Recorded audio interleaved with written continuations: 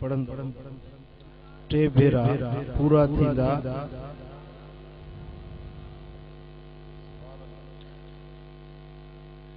तरगीब व तरहीब में इमाम मुंज़री रिवायत आंदी है सैयदना अबू काहिल रज़ियल्लाहु तआला अन्हु रविया मुझे सोहणे हबीब फरमायो जेको दिल जी गहरायुनि सां ॾींहं में सिर्फ टे भेरा मुझे मथां दुरूद पढ़े तो उन ॾींहं जा अल्लाह ताला उन जा सब गुनाह बख्शे छॾींदा। वरी जेको रात जो दिल जी गहराई सां सिर्फ टे भेरा मुझे दुरूद पढ़े तो उन रात जा अल्लाह ताला उन जा गुनाह बख्शे छॾींदा। एक भेरो वरी टे दफा दुरूद पढ़ो घट में घट अजो की रात जा अल्लाह ताला बख्शे।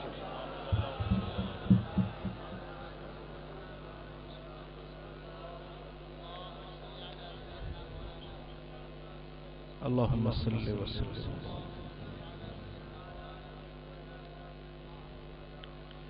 अल्हम्दुलिल्लाह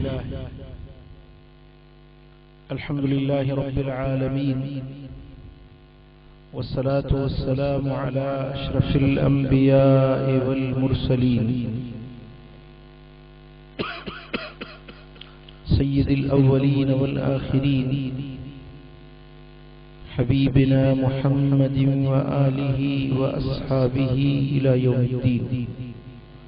अम्मा बअद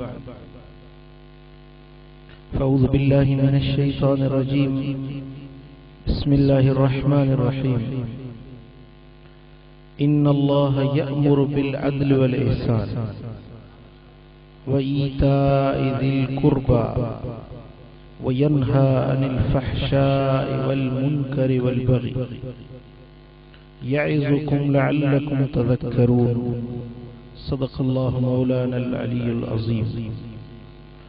इन्नल्लाह व मलाइकतहु युसल्लूना अलन नबी या अय्युहल्लज़ीना आमनू सल्लू अलैहि व सल्लिमू तस्लीमा। अल्लाहुम्मा सल्लि अला सय्यिदिना व मौलाना महबूबिना मुहम्मदिन व आलिहि व अस्हाबिहि अजमईन। मुझे प्यारा दोस्तों बुजुर्गों भाइयों, तमाम प्यारी दिलवारी जमात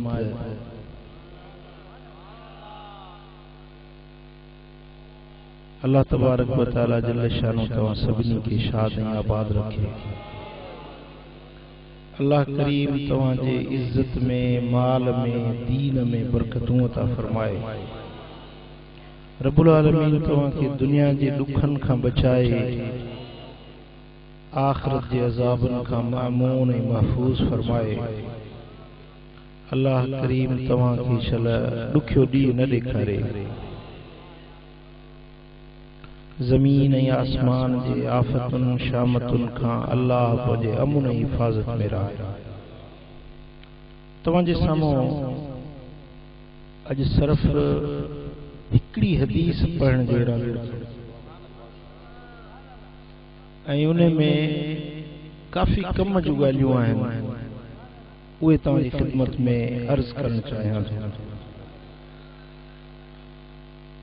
पर अॼोकी इहा जेका हदीस इंशाअल्लाह बयान थींदी सॼी जा सॼी हियांव ते लिखण जहिड़ी आहे,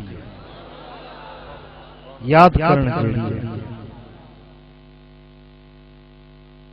पुट हेॾे ॾिस,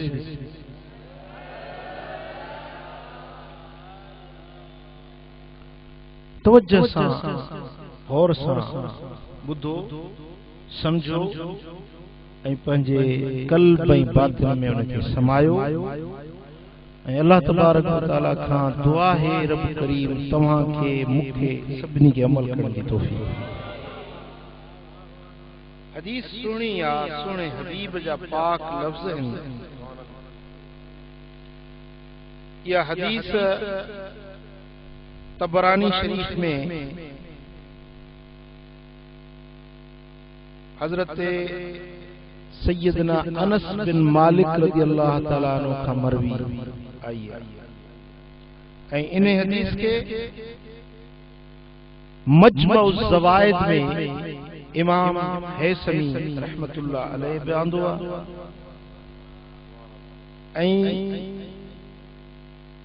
अलबानी जेको वडो मुतशद्दिद हदीस के मामले में जदीद दौर जो मुहद्दिस आहे उन बि इन हदीस जी सिहत बयान कई आहे या सही हदीस आहे, इन में कोई शक शुबो न आहे। हजरत अनस बिन मालिक रज़ी अल्लाह ताला अन्हु रिवायत फरमाए तो मुझे आका मदनी मुस्तफा सल्लल्लाहु अलैहि वसल्लम फरमायो सलासुन कफ्फारातुन व सलासुन दरजातुन व सलासुन मुंजियातुन व सलासुन मुहलिकात। हबीबन करीमन फरमायो ते उम्मतियो बुधो, ए मुझे कलमे पढ़ने वारो बुधो, ए मुसलमानो बुधो, ज़बान नबूवत मजाइला पाक पैगंबर जी पाक ज़बान जेका वही रब्बानी हुंदी आ, ज़बान मुस्तफा जी हुंदी आ, गाल रब जी ज़ात साईं फरमाइन था त बुधो टे शयूं एड़ियूं थव जेकी तव्हांजे गुनाहन खे मेटी सघंदी। घणियूं शयूं? टे शयूं एड़ियूं जेके जी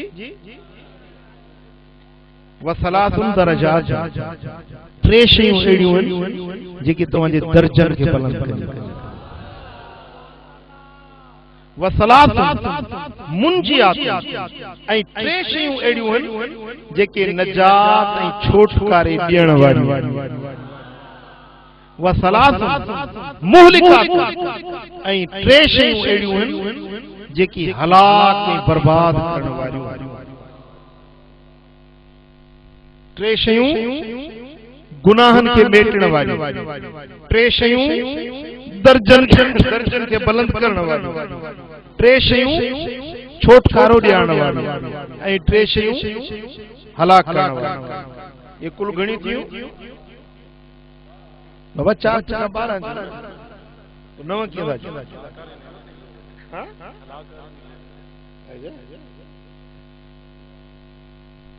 गाल समझो था? कम जूं ॻाल्हियूं याद करण जहिड़ियूं आहिनि, बस सब फकीर इन ॻाल्हि जा हाफ़िज़ थी विया। टे शयूं आहिनि जेकी छा कंदियूं? गुनाहन खे मेटी।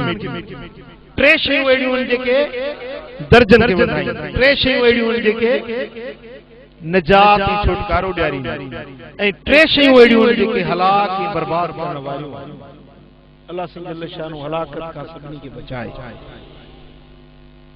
हाणे पहिरियों उहे टे शयूं जेकी गुनाहन खे मेटी छॾी। समझो था? टे शयूं जेके गुनाहन खे मेटींदियूं आहिनि। इंसान खाती आ, खता जो पुतलो आ, खताऊं इंसान खां थियनि थियूं, पर एड़ा अमल मुझे दिलबर नबी बुधाया है जंहिंजे करण सां खताऊं ई मेटी गुनाहन जो कफारो थी वञे। ॿुधो ॿुधऊं साईं फरमाइनि था फअम्मल कफारात, ऐं उहे ॻाल्हियूं जेके गुनाहन खे मेटण वारियूं आहिनि। फइस्बागुल वुज़ू फिस्सबरात वंतज़ारु सलवात बाद सलवात वनक़लुल अक़दाम इलल जमाआत। सुभान अल्लाह। तव्हां रुॻो सुभान अल्लाह बि नथा चओ। हां अलाए को न ॻाल्हाइण जो रोज़ो रखियो अथव। हां हिकिड़ो मौली असलम थो चवे सुभान अल्लाह।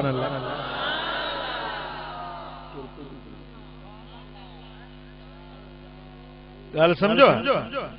पहिरियों टे शयूं जेके गुनाहन खे मेटण वारियूं आहिनि साईं फरमाइनि था मुश्किल वक्त में ठाहे ठाहे वुज़ू करण। इस्बागुल वुज़ू फी सबरात, सबरात सख्त सर्दी के सरबो, सख्त सर्दी में ठाहे ठाहे वुज़ू करण गुनाहन जी पाड़ी पटे गुनाह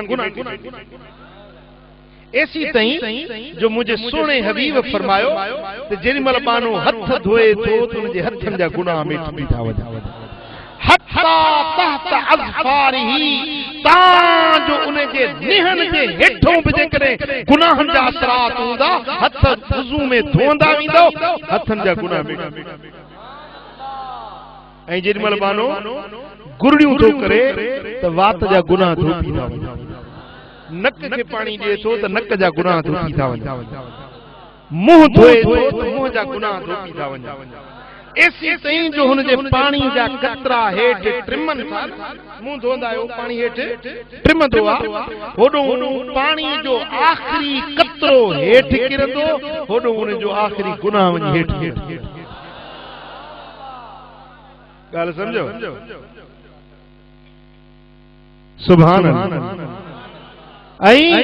जेरी मल मानो बाहूं धोए तो उनजे बाहुन जा गुनाह धोपी वञन जेरी मल मथे जी मख करे तो उनजे मथे जा गुनाह धोपी वञन ऐं जेरी मल कन्नन जी मसह करे तो त कन्नन जा गुनाह धोपी वञन जेरी मल पैर धोए तो उनजे पैरन जा गुनाह धोपी वञन जेरी मल वुज़ू करे दंग कयई गुनाहन का धोपी पाक ऐं साफ। मुझे सोने हबीब फरमायो तो जेकरे मुझे उम्मत के खबर पड़े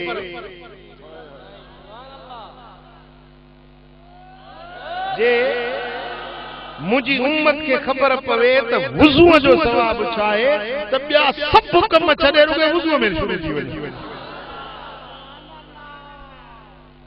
ॻाल्हि समझो सुभान अल्लाह। ऐं जेरी मल वुज़ू कयो न अवल चो बिस्मिल्लाहिर रहमानिर रहीम जेकॾहिं वुज़ू का अग में बिस्मिल्लाह नथो पढ़े त जेके उज़वा धोतई उहे पाक साफ़ थी विया पर जे बिस्मिल्लाह पढ़ी वुज़ू कई त सॼो बदन पाक ऐं वुज़ू करे ऐं पोइ इहा दुआ मदीने वाले साईं सेखारी अल्लाहुम्मा जअलनी मिनत तव्वाबीन वजअलनी मिनल मुतत्तहिरीन वजअलनी मिन इबादिकस सालिहीन अशहदु अल्ला इलाहा इल्लल्लाह व अशहदु अन्न मुहम्मदन अब्दुहु व रसूलुहु। वुज़ू करे इहा दुआ पढ़े हाणे इन्ने माण्हू जे ऐं जन्नत जे विच में बस हिकिड़ो संदो आहे इन्हे माण्हू जे ऐं जन्नत जे विच में हिकिड़ो पर्दो आहे मौत जो बस हेॾो मरंदो होॾो जन्नत में पहुचंदो। सौदो सस्तो आहे या महांगो आहे ॻाल्हायो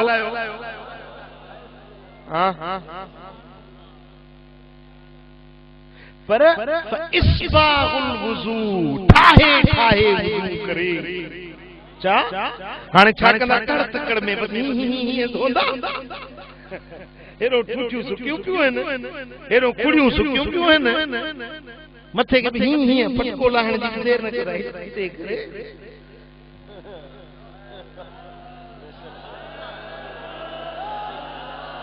घणनि खे दिलि सां लॻे थी मां बि ॾिसां थो पियो ॻाल्हि सम्झो था बाबा इहो सवाब आहे उन जे लाइ जेको ठाहे ठाहे वुज़ू करे पूरी तरह सुहिणे नमूने सां सुन्नत तरीक़े मुताबिक वुज़ू करे। हज़रत मौला अली शेर खुदा हैदर कर्रार अलीउल मुर्तज़ा असदुल्लाहिल गालिब सय्यदना अली बिन अबी तालिब रज़ियल्लाहु तआला हिकिड़े ॾींहुं कौरो घुराई वो पंहिंजे साथियुनि सभिनी खे घुराई वेहो त मां तव्हांखे वुज़ू करणु सिखायां पोइ पाण वुज़ू करे ॾेखारी वुज़ू करे सभिनी खे ॾेखारी ऐं फरमाई त ॿुधव ॾिठव मुंहिंजो सुहिणो मदीने वारो ईअं वुज़ू कंदो हुयो जीअं मूं पंहिंजे हबीब खे वुज़ू कंदे ॾिठो न अॼु मूं तव्हांखे ईअं वुज़ू करे ॾेखारियो सो मुंहिंजी दिलि बि चवे थी त इन सुन्नत ते कर अमल कजे हींअर न सुबुह जो मां तव्हां जेके वुज़ू कंदुसि तव्हां ॾिसजो त मुंहिंजे सुहिणे हबीब जो सुन्नत तरीक़ो ॻाल्हि सम्झो जेके विया हलिया राति जो भॼी से ॼाणनि पंहिंजे नसीब खे भाई जेके हूंदा त इंशाअल्लाह सुबुह जो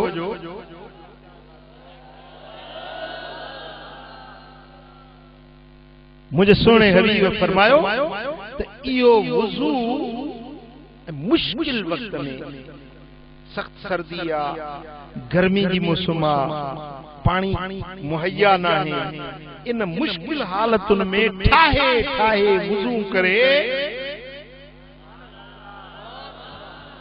यो वुज़ू उन जे गुनाहन खे मिटी इहा थी हिकड़ी ॻाल्हि वरी ॿी ॿुधायां गुनाहन के मेटण वाली ॿी ॻाल्हि कहिड़ी आ वंतज़ारु सलवात बाद सलवात हिकड़ी नमाज खां पोइ ॿी नमाज जो इंतज़ार करणु हिकड़ी नमाज खां पोइ ॿी नमाज जो बेपारी पढ़ी हाणे टे पारी जो इंतज़ार केॾी महिल थी बांग अचे त वञा पंहिंजे रब जे तरफ़ टे पारी पढ़ी त वरी सिजल थी जो इंतज़ार सिजल तो पढ़ी त वरी सोमाणी जो इंतज़ार सोमाणी न पढ़ंदो या जब ॻाल्हि सम्झो था सिजल तो पढ़े त सोमाणी जो इंतज़ार इहो इंतज़ार में जेको वेठो आहे वो भली मस्जिद में वेठो हुजे भली घर वेठो हुजे भली दुकान ते वेठो हुजे भली कमकार में लॻो हुजे पर इंतज़ार नमाज़ छा हिकड़ी नमाज खां पोइ ॿी नमाज जो इंतज़ार करे इहो इंतज़ार उन जे गुनाहन खे मेटी नमाज जी ॻाल्हि न आहे नमाज थी मेटी काबिल तवज्जो ॻाल्हि नमाज जो अजुर नमाज जो सवाब त जुदा शइ आहे लिखुन भरे वञण जो अजुर जुदा शइ आहे वुज़ू जो सवाब अञा जुदा शइ आहे पर हे आहे इंतज़ार करणु उन इंतज़ार जो अजुर ॻाल्हि सम्झो पोइ जंहिंखे जेतिरो घणो नमाज जो इंतज़ार उन जा ओतिरा गुनाह मिट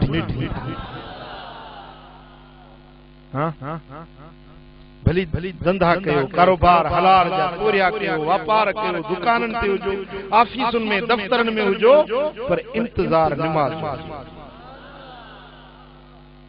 इंतज़ार वारे जी नमाज में ताखीर न थींदी उन जी नमाज कज़ा न थींदी उहो जेको इंतज़ार में हूंदो उन इंतज़ार वारे जी नमाज बि नमाज समझो था असां नमाज़ पढ़ूं था बस ये सर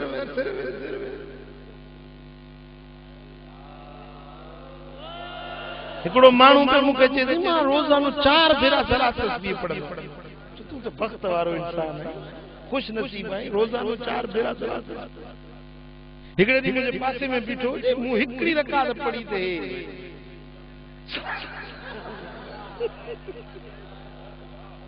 हिकिड़ी रकात आम नमाज़ी पढ़ा पियो को ॿी सलात तस्बीह या ॾुखी नमाज़ पढ़ा मां चवां थो को सुन्नत पे पढ़ियमि जो हिकिड़ी रकात पढ़ियमि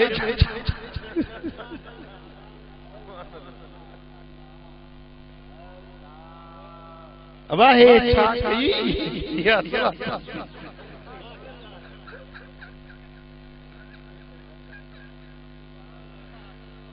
सलात तस्बीह में वडी पढ़बी आहे दुआ पढ़बी आहे सुभान अल्लाह अल्हम्दुलिल्लाह वला इलाहा इल्लल्लाह वल्लाहु अकबर वाला कबूल करण वारो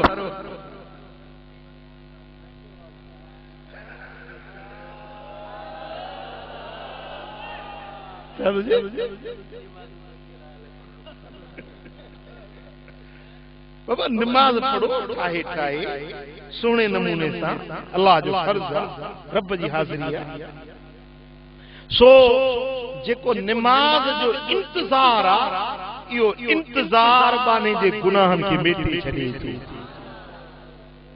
हिकड़ी हदीस ॿुधाया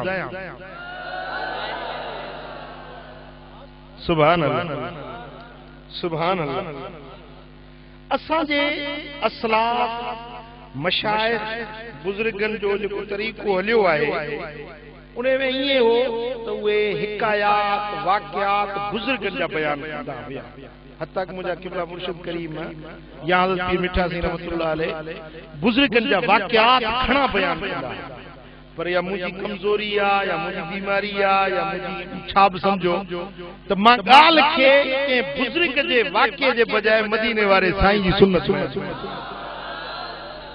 मुखे मज़ो इन गाल में तवा इन नुक्ते के मुझे सब केस वनी बुधो त तवा के खणे भांगे इया शे मिलंदी त मां पंजी गाल के के औलिया के बुजुर्ग वे असन अखन जो नूर है उनन जो जिक्र भी इबादत वलियन जो जिक्र भी इबादत अल्लाह वारन जे जिक्र में भी नूर आ रहमत आ खैर आ बरकत आ इत्मीनान आ दिल जी तकवीयत आ बुजुर्गन औलिया जे सुलहा जे वाक़यात में भी फैज़ ऐं बरकत आ पर मुंजी दिल चवंदी आ त गाल के मदीने वारे साईं ते दलील जे नबी जे सुन्नत गाल फेराए कजे दिल पर नबी मां पंजे के शेख जो के मुर्शिद जो के वली जो बुधाया उन्हें हिय वुजू कयो हिय उन जो फरमान आ उन जो ही मकबूलो आ इहा सुठी गाल आ यो बेहतरीन गाल आ पर जे करे उन जे बजाय उन सोने जी गाल के उन को सजी दुनिया जे मुर्शिदन जो भी मुर्शिद आ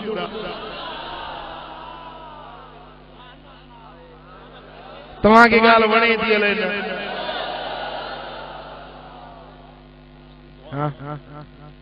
सो गाल मुझे हदीस याद अची वही तो मुझा सोहना हबीब मदीने वाला साईं सल्लल्लाहु अलैहि वसल्लम मुझो अब्बो मुझी अम्मड़ मुझा बच्चा उन्हें ता कुर्बान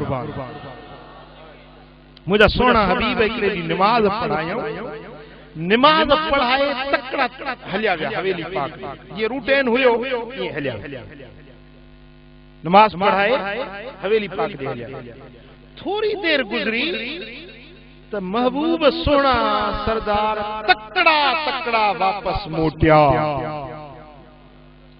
पर एतरो तकड़ा आया जो असा भी चवंदा त हबीबन करीम जो एतरो तकड़ो अचण असा जिंदगी में अग कदे न रहंदो सोना अभी जल्दी जल्दी वापस पलटी असहाबन क्यों तो असा के नमाज पढ़न पिया के नमाज पढ़ी वरी बी नमाज इंतजार में वेठा के असा भी सुन्नतूं पढ़ी हलिया विया पंजे कमन कारोबारन ते के वेठा हुया के तिलावत में हुया हुजूर अलैहिस्सलातु वस्सलाम जो जल्दी वापस आया तो असा के ख्याल थियो तो हेतरो तकड़ा हुजूर कदे न आया है या तक आयत नाज़िल थी आ या को आसमानी हुकुम आयो आ या को मामलो थियण वारो आ जो एतरो महबूब सोना तकड़ा आया है असा सब गड थिया महबूबन जे करीब आया हुजूर अलैहिस्सलातु वस्सलाम फरमाया तो बुधो ए साहबियो बुधो अज मां नमाज पढ़ी जे विस ओचतो अल्लाह तबारक व तआला आसमान जो एक दर खोलियो आ जेको के नबी जी उम्मत ते वो दर न खुलियो हिय जो निहारिया उन दरवाजे मजो जो निहारिया त मुखे मुझे रब जो जलवो नजर आयो सुभान अल्लाह कुर्बान या रसूल अल्लाह तुझे दीद ता कुर्बान जे अखन सा खल्क के दिसन तन अखन सा खालिक जो मुशाहिदो सरकार फरमाइन था त मूं पंजे रब जो जलवो ॾिठो ऐं अल्लाह तबारक व तआला जल शानो आसमानन जे मलाइकन के गॾु करे ऐं फरमाए रहियो हुयो त ए मुंहिंजा मलाइको, ए आसमाननि वारो, उनज़ुरू इला इबादी कद कदो फरीदतन वहुम यंतज़िरून उखरा। ए मलाइको ॾिसो, मुंहिंजा बाना हिकड़ी निमाज़ पढ़ी वरी ॿी निमाज़ जे इंतज़ार में वेठा आहिनि। अल्लाह ताला मलाइकनि खे ॾेखारे ख़ुशीअ जो इज़हार पियो करे।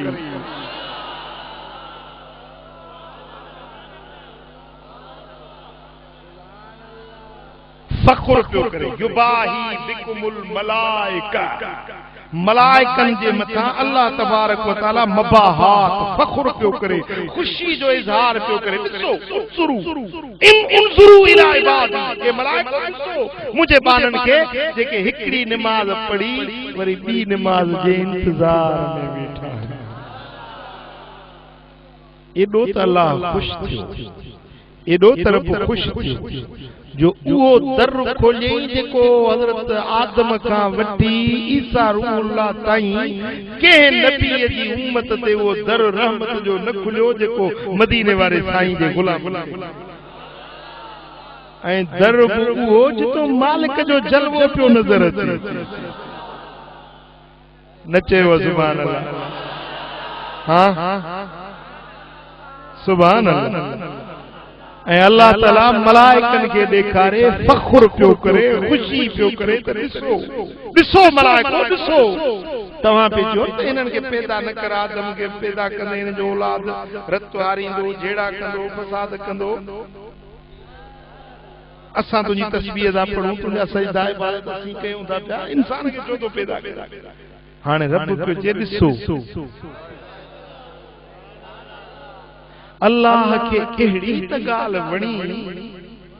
रब एॾो त ख़ुशि थियो जो मलाइकनि खे ॾेखारे ऐं अल्लाह तबारक व तआला ख़ुशी जो इज़हार पियो करे। कम कहिड़ो, हिकड़ी निमाज़ पढ़ी ॿी निमाज़ इंतज़ार में वेठा। ऐं तव्हां छा कंदा आहियो? आपको पता होगा, आप इमाम है। हाँ ये था ईंदा घड़ियुनि खे वेठा ॾिसंदा, अधु मिंट बचंदो त पोइ ईंदा। पोइ वुज़ू कयो तड़ तकड़ में, ॿुधायो मां जी, पोइ अचे निमाज़ में हिकिड़ी रकात वई, ॿ वयूं, टे वयूं, मिड़ई जमात सां पहुचंदो। वरी अञा इमाम सलाम वराईंदो, बस दुआ थी न थी चौंपड़ियुनि में खड़काट पइजी वेंदी आहे कि न?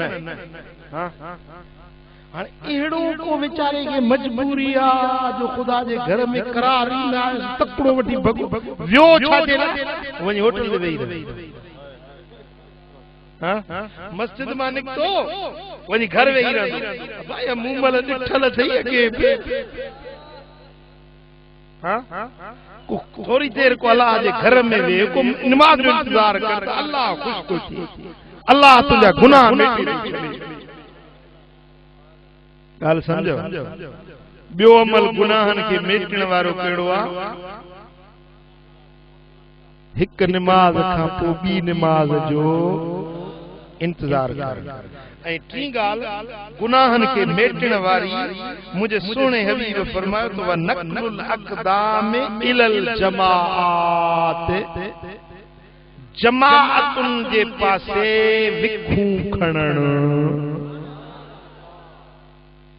विखूं खणणु, नमाज जमात सां पढ़णु, जुमो पढ़णु, ईद पढ़णु ऐं जमाअत मजा मुराद ही मजमू भी थी सके। हाँ को शदादपुर को आयो, को शादीलाल को आयो, को कोटड़ी को आयो, को कराची को आयो, को दादू को आयो, को खैरपुर मीरस को आयो, को सखर को आयो, मजलिस में शरीक थियण जे परे परे को आया है। हाणे ये जेके विखूं खयई न, ये विखूं तुझे गुनाहन के मिट। हाँ अन्या ये बुधाया मैंने मुझे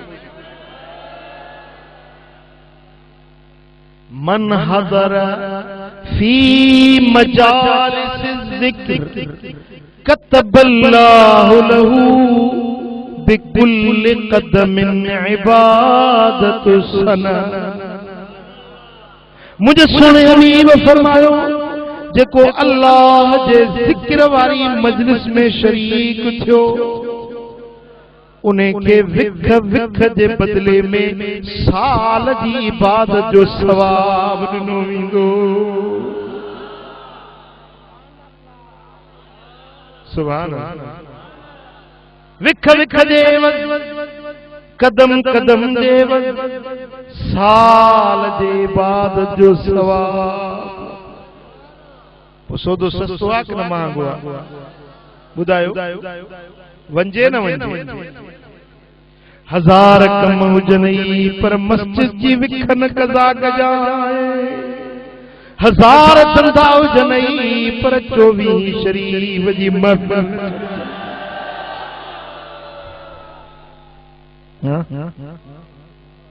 वरी जे रब तौफीक ॾेई त विख मदीने ॾेखण जा इंशाअल्लाह मदीने हलबो वरी वरी इंशाअल्लाह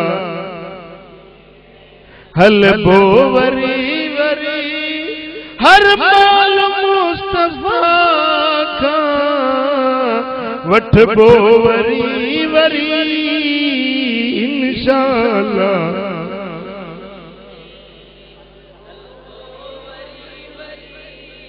सुभान अल्लाह।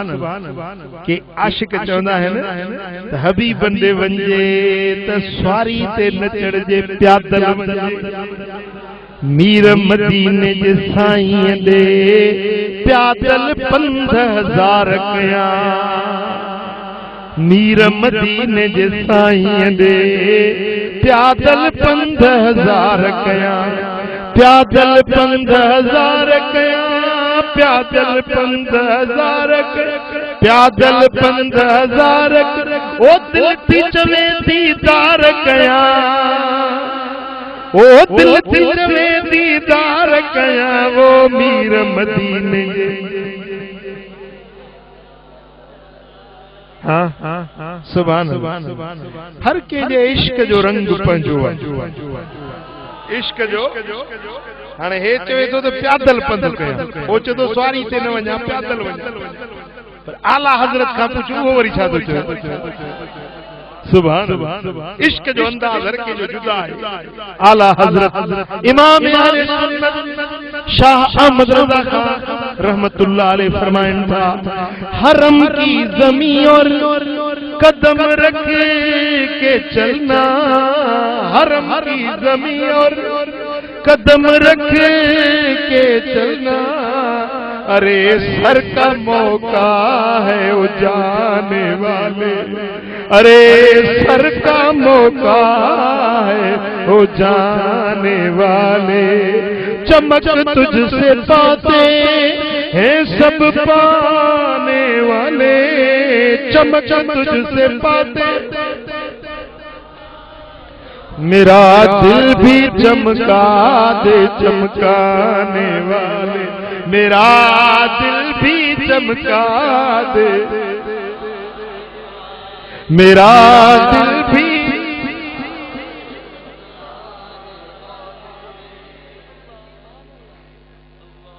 हरम की ज़मीं और कदम रख के चलना। हरम की ज़मीं और कदम रख के चलना। अरे सर का मौका है जा। तू जिंदा है, तू जिंदा है वल्ला। तू जिंदा है वल्ला। तू जिंदा है वल्ला। तू जिंदा है वल्ला। मेरे चश्मे आलम से छुप जाने वाले। मेरे चश्मे आलम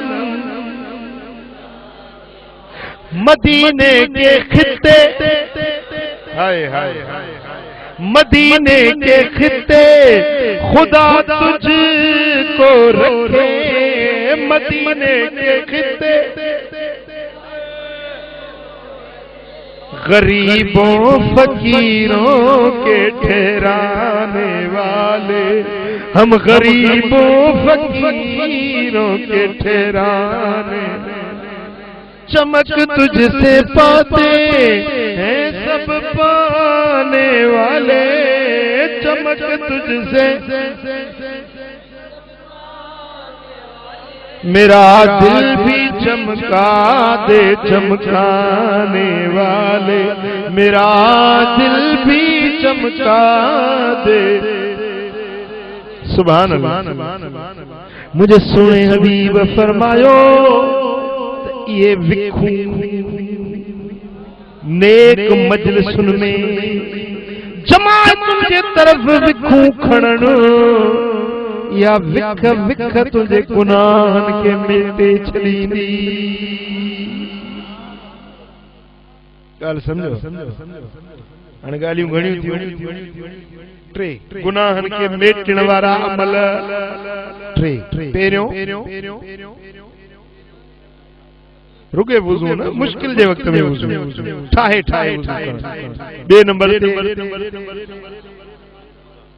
हिकड़ी नमाज खां पोइ ॿी नमाज जो इंतज़ार, ऐं टे नंबर ते जमायतुनि ॾे विखूं भरण। इहे टई कम अहिड़ा आहिनि जेके बाने जे गुनाहनि खे यादि बीहंदा। हाणे वरी ॿुधायांव थो, मुंहिंजे सुहिणे हबीब ॿुधायो तव्हांजे दर्जन खे बुलंद कयो। दर्जा आहिनि, दर्जा है बाने जो दर्जो अल्लाह वटि बुलंद। ये मिसाल ॻाल्हि खे समझाइण जे लाइ, मसलन हिकिड़ो माण्हू सिपाही आहे, सिपाही मां वरी दर्जो वधंदुसि थींदो जमादार, वरी जे दर्जो वधेसि त सूबेदार, वरी जे दर्जो वधे त डीएसपी, वरी एसपी, वरी से अञा मथे दर्जा आईजी डीआईजी वञी मथे पहुचे। हां दर्जा वधन। हे त दुनिया जी हुकूमत पंहिंजे नौकरनि जा दर्जा वधाए थी, पर अल्लाह पंहिंजे बाननि जा दर्जा बुलंद कंदो आहे। मुत्तकी, आबिद, ज़ाहिद, नेकोकार, औलिया, सुलहा, शहीद, गौस, कुतुब, कलंदर, औताद, अबदाल, ये सब बाननि जा दर्जा तव्हांखे को दर्जो खपे कि न? खपे? खपे न खपे? हिकिड़ा चवंदा असांखे पाकिस्तान खपे, समझो था? असांखे पाकिस्तान बि खपे, मदीने वारे साईं जे दर जी गुलामी। असांखे उहा ॻाल्हि खपे जंहिंमें मदीने वारो साईं राज़ी। खपे या न खपे? मदीने वारे साईं जी रज़ा, अल्लाह जी रज़ा खपे या न खपे? सुभान अल्लाह। दर्जन जी बुलंदी खपे। ॿुधो, मुंहिंजा सोना हबीब फरमाइनि था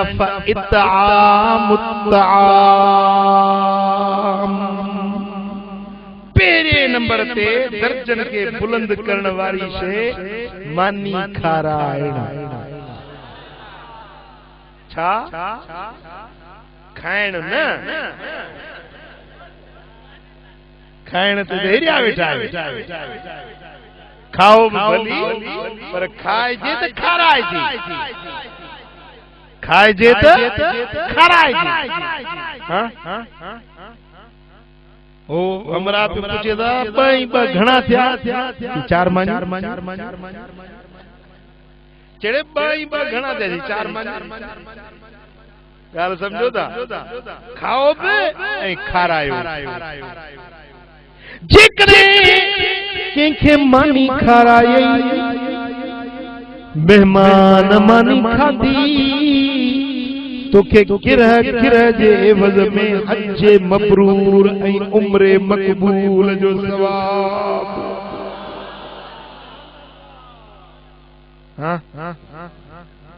चेरी नुकर लगो पिया सा पंजे पेट में पूरा आयूं बेन के छा खाराए खाराए तरफ रोजी में बरकत खाराए दो तई खाराए हजरत पीर मिठा सी रहमतुल्लाह अलैहि फरमाए मुझा मुर्शिद हजरत साईं ख्वाजा फतेह मोहम्मद कादरी रहमतुल्लाह अलैहि जैसा पाण पेरी कादरी सिलसिले में बैत फरमाई है उहे फरमाइंदा त माण्हुनि खे मानी खाइण में मज़ो ईंदो आ असां खे मानी खाराइण में मज़ो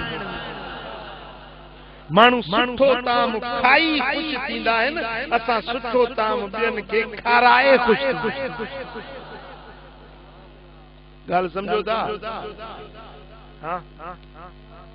मानी खारायो मेहमान हुजे परदेसी हुजे को आयो को वियो को दोस्त को संगती पर कंहिं ज़ालिम खे धाड़े लगे लुटेरे खे फासिक खे न जेकॾहिं मुत्तकी ऐं परहेज़गार खे खारायो त वाह वाह वाह ॻाल्हि सम्झो मुझा सोना हबीब फरमाइन था त इहो मानी खाराइण तव्हांजे दर्जन खे बुलंद करे छॾींदो समझो ऐं मानी खाराइण सिंधी में पाक उठा जी मानी जी कानी वॾी ॻाल्हि मानी खाराइण वॾी ॻाल्हि जेको न ॿियनि खे मानी खाराए थो उनजी रोज़ी रिज़्क़ में अल्लाह ताला बरकत उन जो तंगियूं मुश्किलातूं अल्लाह ताला लाहे छॾे उनखे ग़ैबी रिज़्क़ जा रब दरवाज़ा खोले ॾींदो ऐं उनजे मथां आयल आफ़तूं शामतूं मानी जे ख़ैरात जी बरकत सां टरी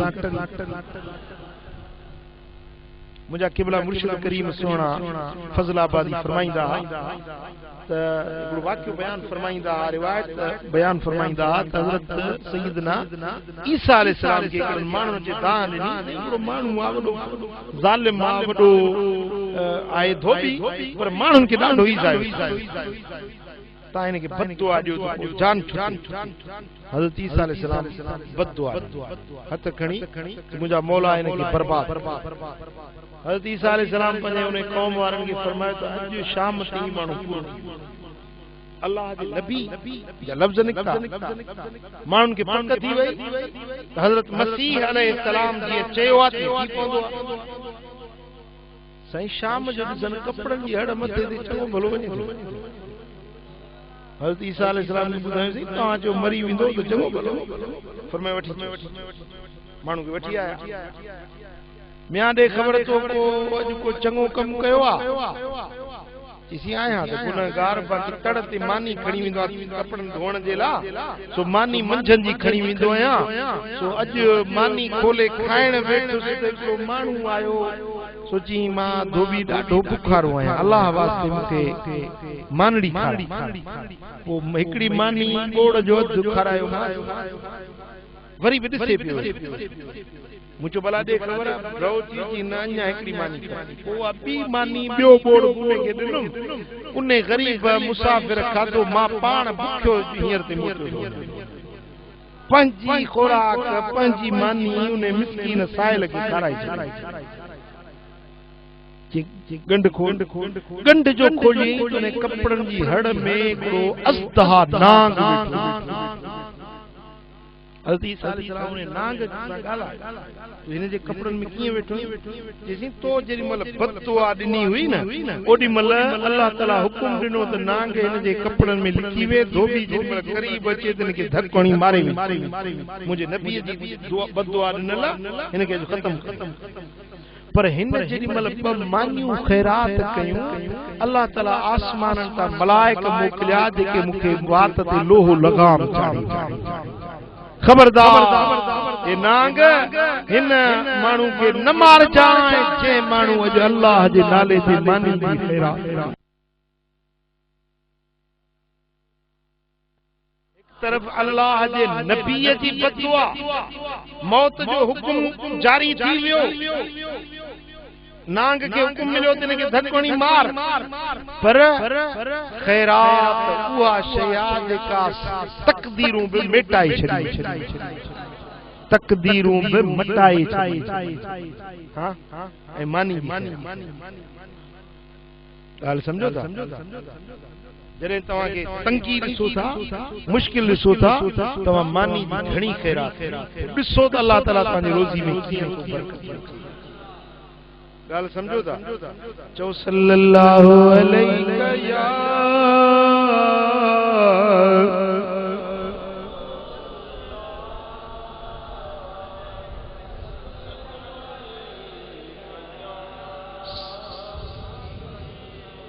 सल्लल्लाहु अलैहि या रसूल अल्लाह।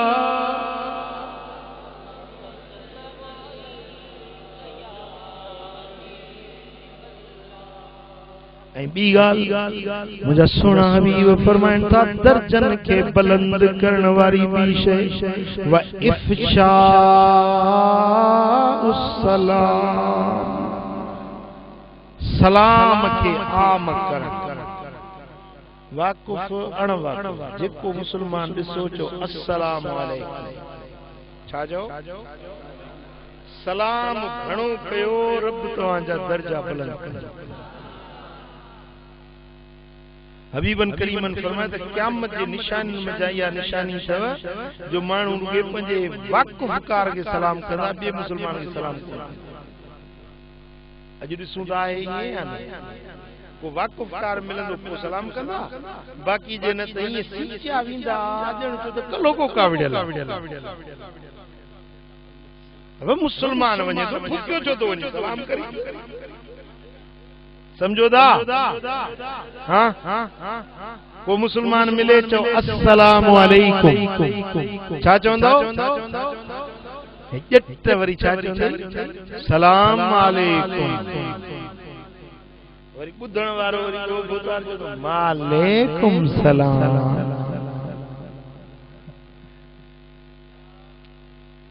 हाणे सलाम अस्सलाम अलैकुम माना तव्हां ते सलामती हुजे पर सलाम मालेकुम जी माना थींदी तव्हां ते सलामती न हुजे मां नाफिया माना तव्हां ते सलामती न हुजे हो चवंदो मालेकुम सलाम तो ते बि सलाम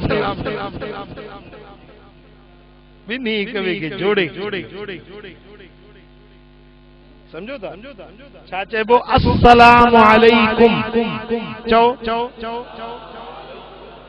व रहमतुल्लाहि व बरकातुहू इहो सलाम वरी जवाब कहिड़ो ॾिबो व अलैकुम अस्सलाम व रहमतुल्लाहि व बरकातुहू समझो इहो सलाम जेको करे थो सलाम करे त 10 नेकियूं वरी व रहमतुल्लाह चवे त 20 नेकियूं व बरकातुहू चवे त 30 नेकियूं जेको चवे वालेकुम अस्सलाम तो उनखे 20 नेकियूं वालेकुम अस्सलाम व रहमतुल्लाह 30 नेकियूं वरी चवे वालेकुम अस्सलाम व रहमतुल्लाह व बरकातुहू 40 नेकियूं जो सवाब। हाणे मुफ्त में अहिड़ो सवाब मिले बिना मेहनत जे हुकम कजे या न कजे घर में अचो त सलाम ॿाहिरि निकिरो सलाम कयो दोस्त मिले सलाम कयो जेको मुसलमान जेको मिले उनखे सलाम गैर मुस्लिम हिंदू बाणियो कोली मेंघवाड़ ओट कारियो भील सलाम कोन कबो पर हिकिड़ी जाइ ते मुसलमान वेठा आहिनि काफ़िर बि गॾु वेठा आहिनि उते वञी चवंदो अलैकुम छा चवंदो अस्सलाम न चवंदो उते चवंदो अलैकुम इन जी माना ईअं थींदी त जंहिं शइ जा तव्हां लाइक़ आहियो तव्हां ते उहा शइ हुजे पोइ जेके मुसलमान आहिनि उन्हनि ते सलामती पवंदी जेके काफ़िर आहिनि उन्हनि जे मथां ॿी शइ ॻाल्हि सम्झो ऐं वाणीअ खे सलाम कोन कबो हिंदूअ खे सलाम कोन कबो हां अलैकुम जंहिंजी ख़बर न आहे त हाणे मुसलमान आहे हिंदू आहे छा आहे पोइ चओ अलैकुम जंहिंजी ख़बर आहे त मुसलमान आहे चओ अस्सलामु अलैकुम सुभान अल्लाह। इहो सलाम दिलनि में मोहब्बत पैदा थो करे इहो सलाम तव्हांजी रोज़ी रिज़्क़ में बरकत थो आणे। ये सलाम खुद दुआ है, ये सलाम खुद दुआ है। के बुजुर्ग वट के अल्लाह दे वली के साले वट वनो रुगे सलाम कयो त इहो जरूर तवा के चवंदो वालेकुम अस्सलाम। उन्हें जो ज़बान मुबारक मजा रुगे सलाम जा लफ्ज़ निकतन ये तवा जे ला दुआ। के बुजुर्ग के हरू भरू चो सही दुआ घुरजे वरी दुआ भी न चवंदा सी बराड़ी जा माणी जा सही दुआ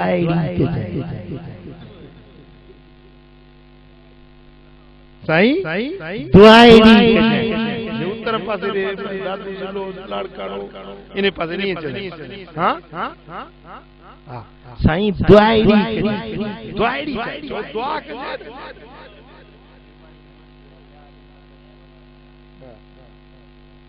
गाल समझो था तो छा चेबो दुआ कजे भला जे कदे दुआ जे ला न पिचो रुगे कयो अस्सलाम वालेकुम तो वो वली पंजी ज़बान मजा चवंदो वालेकुम अस्सलाम या तो जे ला दुआ। वरी जे उन्हें चयो व बरकात व रहमतुल्लाह व बरकातहू तो बेड़ा ही पाए। गाल समझो हां हिकड़ा वरी सलाम न कंदे अदा भली भली करे आए हो वरी चंदो पाऊ बदी मा खद मा नक मा तुझे बेल आहे या गलत जवाब बिया वरी छा चंदा अदा बिस्मिल्लाह यो बिस्मिल्लाह आहे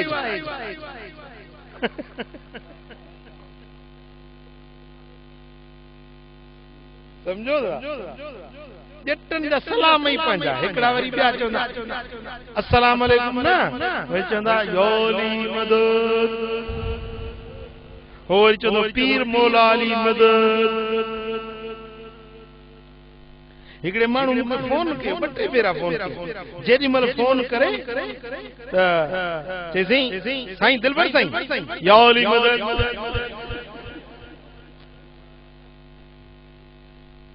हिकड़े दिहाड़े मुझ बस के तो वे सलाम सिखारी सी चवंदा आहिनि मानू चवंदा आहिनि यार मदद जो भला इहो सोने नबी पाक सल्लल्लाहु अलैहि वसल्लम ये चयो या पंजो साहबन ये चयो या खुद हज़रत अली साईं ये सिखारियो या इमाम हसन ये सलाम कयो इमाम हुसैन ये सलाम कयो के तो जो सलाम सिखारी हथ जी गाल ठाई या अली मदद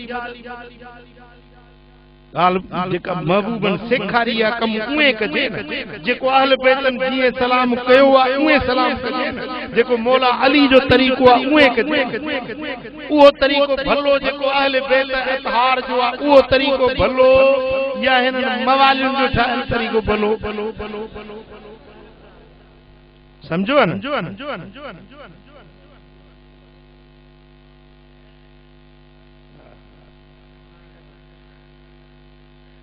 सो अल्लाह ताला जल्ले शानु शान असा के सही सुन्नत वाले रस्ते ते हलण जी तो सलाम आम करण सा बाने जा गुनाह मेट जन था दर्जा छा तो थे दर्जा पो तवा चायो ता तवा जा दर्जा बुलंद थियन त पो फोन कयो न फोन ते हेलो हेलो हेलो बस सलाम हेलो हेलो जे बजाय सलाम कयो अस्सलाम वालेकुम बुधण वारो जे वालेकुम अस्सलाम केडो भलो तरीको आहे गाल समझो या थी बी गाल ऐ टी गाल दर्जन के बुलंद करण वारी वस्सलातु बिल्लैली वन्नासु नियाम रात की नमाज जडे मानू सुतल हुजन खल्क सुती पिया बच्चा बार सुता पिया पर फकीर जे बिस्तर ते उन जे पहलू के आराम न पंजे नरम गुदाज बिस्तर के छड़े पंजे रब जे दर ते सजदे रेज़ थी वियो अल्लाह जे हुजूर नमाज में बीठो या तहज्जुद जी नमाज बाने जे दर्जन के बुलंद करे रात पवे ते बेदर्दानू निंदर प्यारी आवे दर्द वंदानू याद सजन दी सुतियां आन जगावे सुभान सुभान सुभान ओ अल्लाह जा बाना रात जे वगड़े में पंज रब जे हुजूर वेही सजदा कंदा आहिनि नमाज़ पढ़ंदा इन्हनि जे लाइ रब्बुल आलमीन इन्हनि जा दर्जा बुलंद करे छॾींदो हज़रत हबीब अजमी रहमतुल्लाह अलैहि वो अल्लाह जो कामिल वली थी गुज़रियो ऐं उन जी घर वारी बड़ी आरिफा अल्लाह जी सालिहा बानी रात थींदी हुई कदे हज़रत हबीब अजमी उथंदो हो घर वारी सुतल हूंदी हुई त पंहिंजी घर वारी के सुजाग करे तहज्जुद पढ़ाई कदे वरी बुजुर्ग के आराम अची वेंदो हो त जीजी साइण सवेल उथंदी हुई त पंहिंजे घर वारे के उथारे सुजाग कंदी हुई पर उनजे सुजाग करण जो अंदाज अजीब हज़रत हबीब अजमी आराम में आ बीबी साइण उथी पोचंदी त हबीब उथ हबीब उथ रात ढली वई काफिला सालिहन जा निकरी विया असां रहिजी वियासीं पंध टिखो मंज़िल परे अल्लाह जे बानन जा काफिला निकरी विया असां रहिजी वियासीं ओ हबीब उथ पिरीअ खे परचाइण जी वेल अची वई आ नवेज वे सली ससुई सफर जो तुर कर सायो सिगो थी पहुंच पिरीअन खे अग्यां के थी वञन कायो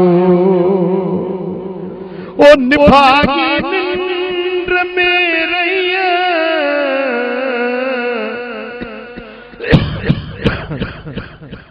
ऐ निभागी निंद्र में रहिया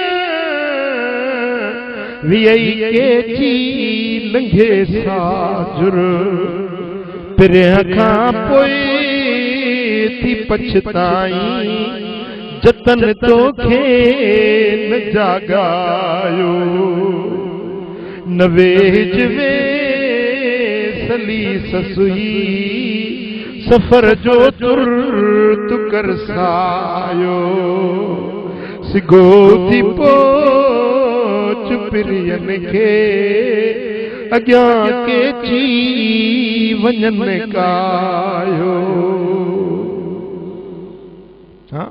के चुंजा काफिला वञन पिया सालिहन जा काफिला वञन पिया मुर्शिद जो काफिलो वञे पियो